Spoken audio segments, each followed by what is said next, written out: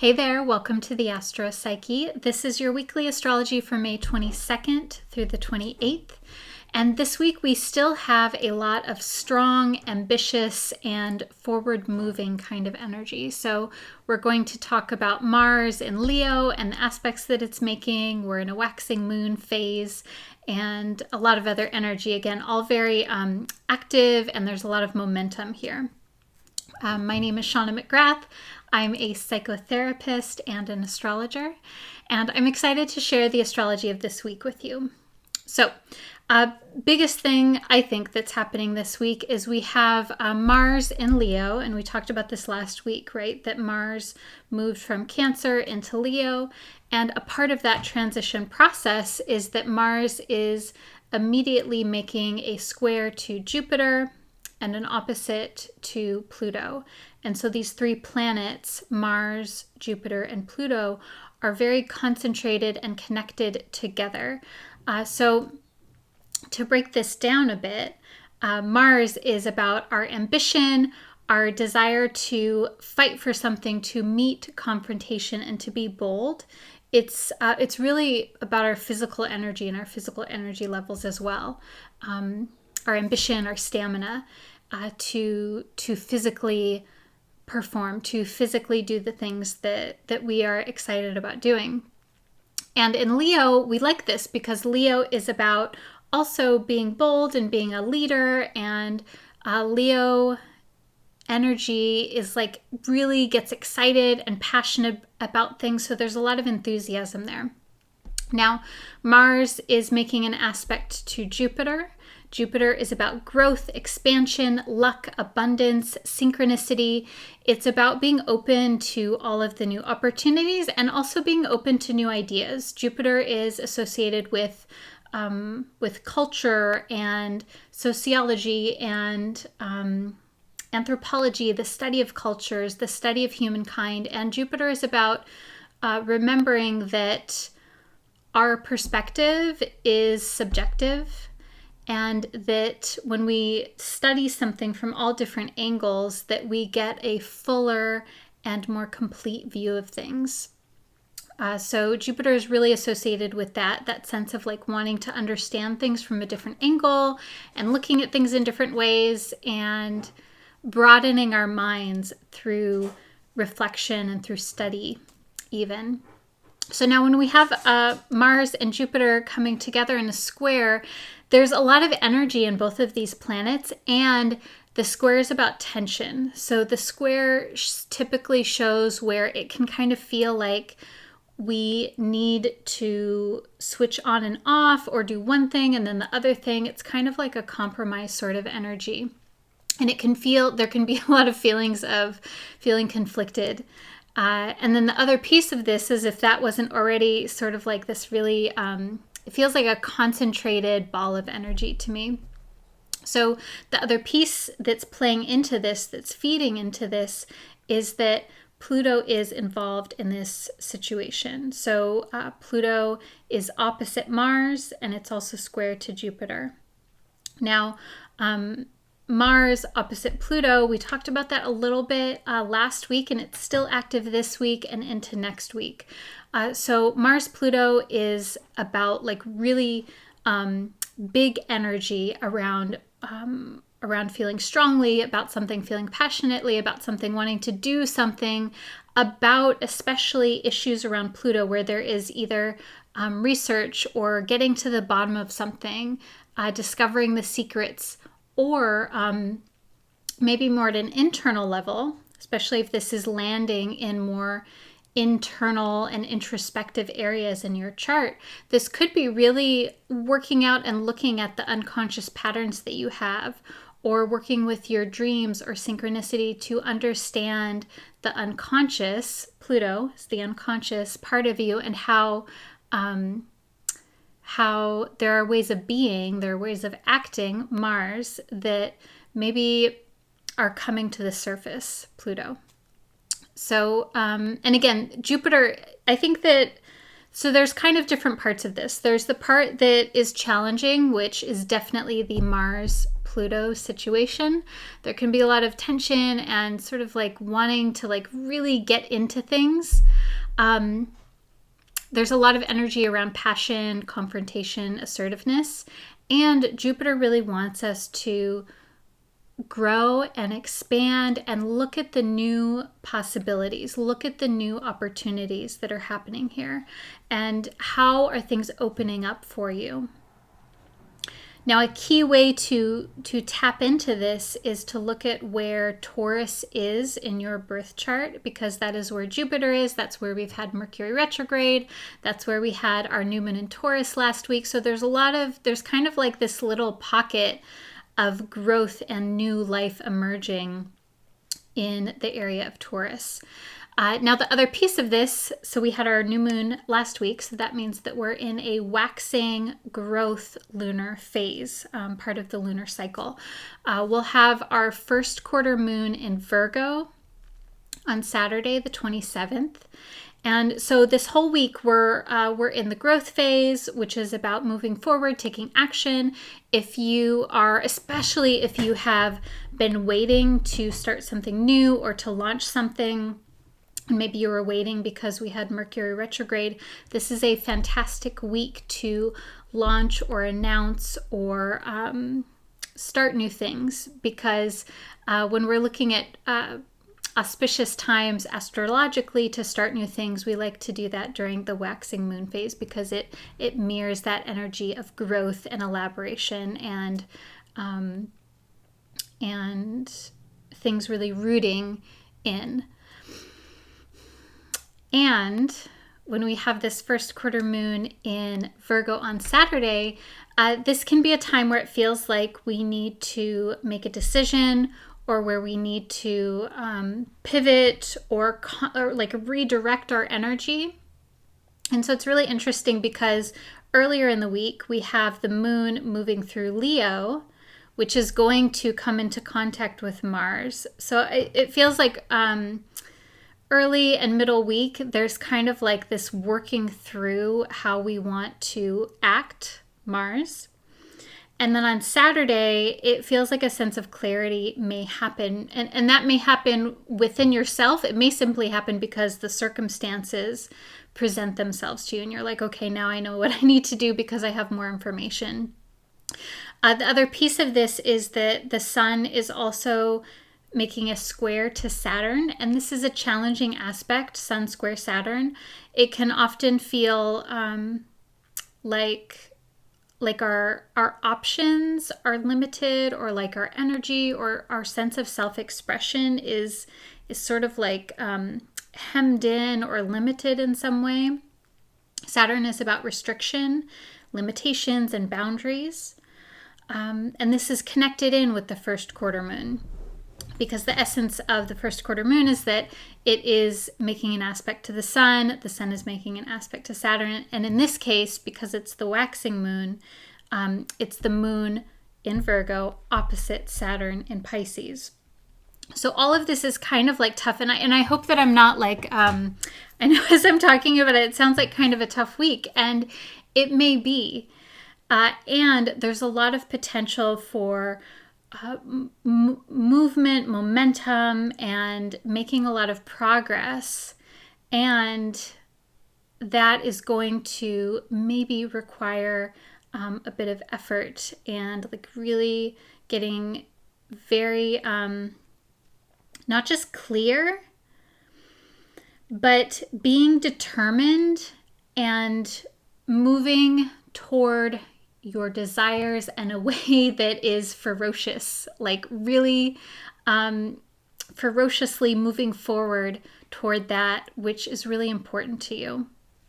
And ferocious doesn't have to be a bad thing, right? It's like the things that you want, you are like, you are really going for it and you're really going into it. And I think that this Saturn aspect, the Sun Saturn, is about creating structure and maybe presenting to you what it is that you want to fight for and what it is that is not really worth your time. Because Saturn shows us where it reminds us that we have limited energy and we have limited resources. And sometimes a Saturn aspect can make things hard or sort of like bring up the worst case scenario. And then we're like, oh, like either, yeah, like I really want this and it's worth it. Or maybe, you know what, it's not really worth my time and effort. And again, that kind of like redirecting your focus. So,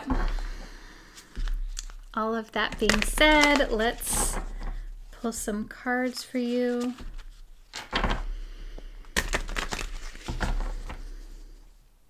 And so, as I'm pulling these, you can pick a number between 1 and 3, or you can receive all 3 cards.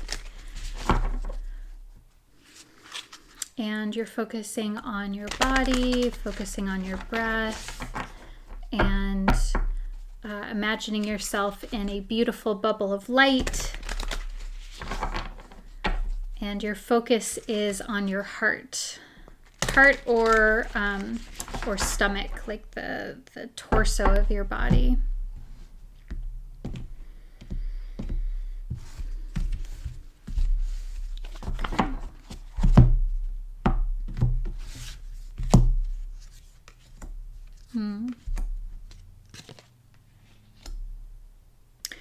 Okay, so I love all of these, and I'm excited I always get really excited when I see them. So card number 1 is the High Priestess. So in this deck, this is the Muse Tarot. The High Priestess is always associated with the unknown, the mysteries, and that which is unknowable. That which, like, it's the epitome of the unconscious. We can attempt to bring consciousness to the patterns and thoughts and the parts of our psyche that are unconscious. We can start to bridge that gap between unconscious and conscious. But there's sort of like this vortex of psyche that will always be unconscious, and that there's wisdom there that we can dip into, but we can never really expose everything to our conscious mind. And the High Priestess is a symbol of that vortex, of that pool of wisdom. And the High Priestess is saying that there is something here that you're tapping into, that you may tap into this week, that,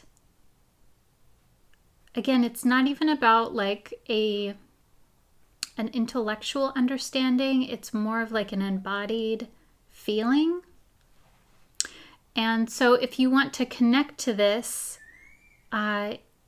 you can do so through any type of mindful or meditative type of practices. So meditation, especially meditation that involves imagery, guided imagery, is really helpful. But yeah, so there's something here around the unknowable, and this may be you, this may be an energy, this may be something that's coming in.